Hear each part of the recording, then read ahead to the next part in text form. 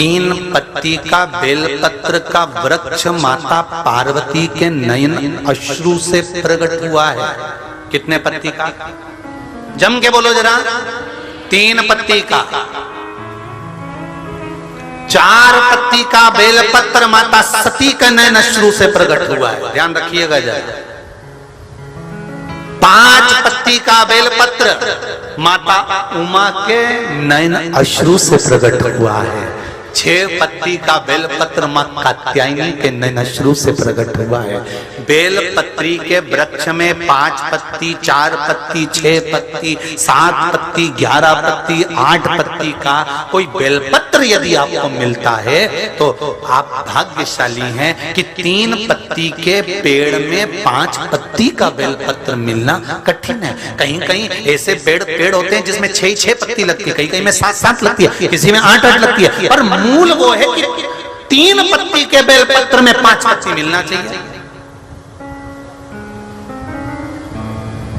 3 पत्ती का जो बेलपत्र का वृक्ष है उसमें 4 पत्ती मिलना चाहिए। 3 पत्ती के बेलपत्र के वृक्ष में 6 पत्ती मिलना चाहिए। 3 पत्ती के बेलपत्र के वृक्ष में 8 पत्ती मिलना चाहिए। मूल वो है।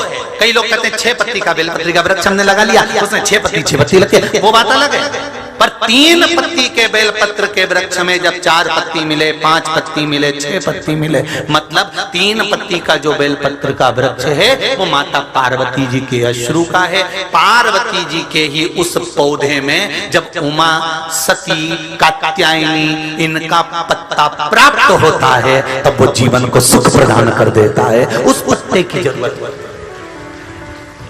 और हम कितने चतुर हैं। किसी ने कह दिया 6 पत्ती का पौधा है तो उन्होंने कहा हमको 6 पत्ती का ही दो तुम तो। किसी ने कहा 7 पत्ती का बेलपत्र वाला पौधा, 7 पत्ती का बेलपत्र का पौधा दे दो। कई आजकल तो ये नर्सरी वाले ऐसा पेड़ पौधे में कट लगाकर जैसा पौधा उनको जन्म देना है, पैदा करना है, उत्पन्न करना है, 5 पत्ती का, 6 पत्ती का, 7 पत्ती का वो पैदा कर सकते हैं। पर शास्त्र की रीति कहती है 3 पत्ती के पौधे में जब 4 पत्ती, 5 पत्ती, 6 पत्ती, 7 पत्ती जब मिलती है तो वो पुण्य फलदायी है। ये क्रॉस कर बनाई हुई नहीं। जैसे देसी गाय और जर्सी गाय, अंतर है कि नहीं? अरे बोलो तो जम के है। जर्सी गाय का कितना ही दूध पी लो कई फायदा होए, और देसी गाय का दूध पियो तो जैसी गाय जैसा ताजगी भी रहे, रोग मुक्ति भी रहे और उसके जैसा निर्मलता का भाव भी आए। जो जर्सी का दूध पिए तो वो भी जर्सी हो जाए, तो उन्हें कहीं देखा। और देसी जर्सी क्रॉस करके बनाई गई गाय है और देसी उसी तरह कितनी पत्ती का बेलपत्र? बोलो जरा जन के। 3 पत्ती वाले बेल,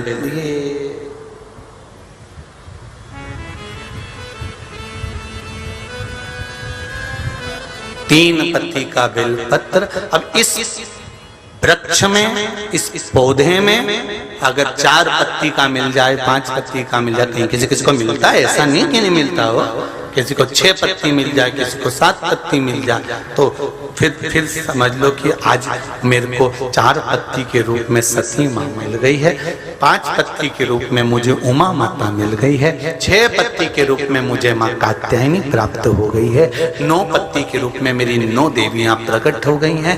यहाँ तक शिव महापुराण कहती है कि बेलपत्री की 3 पत्ती के वृक्ष में 51 पत्ती तक का भी पौधा देवी प्रकट कर देती है, क्योंकि पार्वती का जो जन्म है वो 52वें नंबर का है, 52 नंबर का। इससे पहले माता पार्वती के 51 जन्म हो चुके थे। माता पार्वती 51 बार प्रकट हो चुकी थी।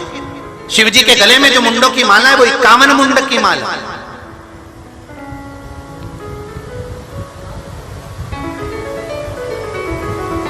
4 पत्ती का जब बेलपत्र मिलता है तो 4 पत्ती के बेलपत्र को शंकर जी पे चढ़ाकर 1 लोटा पानी नहीं चढ़ाया जाता।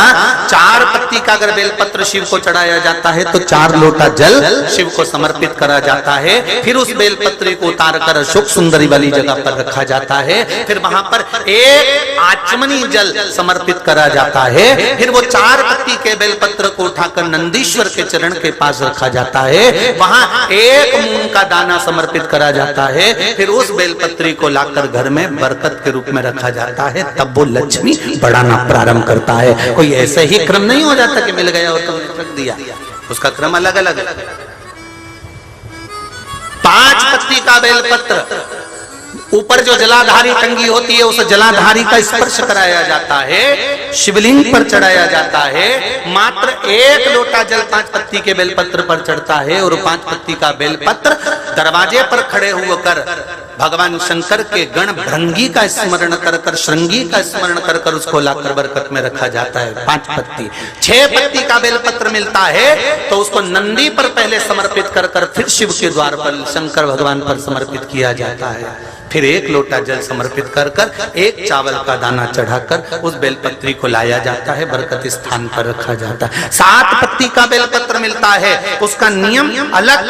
7 पत्ती के बेलपत्र को बेलपत्र के वृक्ष के नीचे ही शिवलिंग का निर्माण कर कर पूजन किया जाता है और वहां पूजन कर कर 7 पत्ती के बेलपत्र को शिव को चढ़ाकर फिर अपने घर में रखा जाता है। 8 पत्ती का बेलपत्र यदि प्राप्त होता है तो उसको पहले जो जलाधारी का भाग है, नीचे कटी भाग है जहां शिवलिंग रखा हुआ है, माता जी के उस भाग पर रखा जाता है। उसके बाद में शिव को चढ़ाया जाता है। 1 लोटा जल चढ़ाकर मात्र चंदन लगाकर उसको लाया जाता है।